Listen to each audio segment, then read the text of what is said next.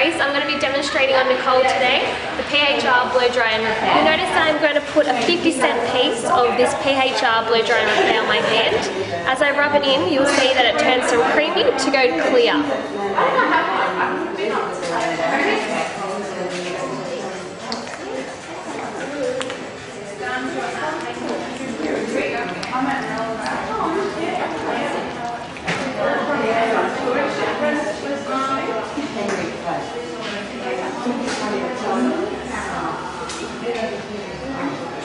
So I'm applying it just on the mid-lengths and the ends, because as you can see, this is where Nicole's hair is most dry and is starting to split.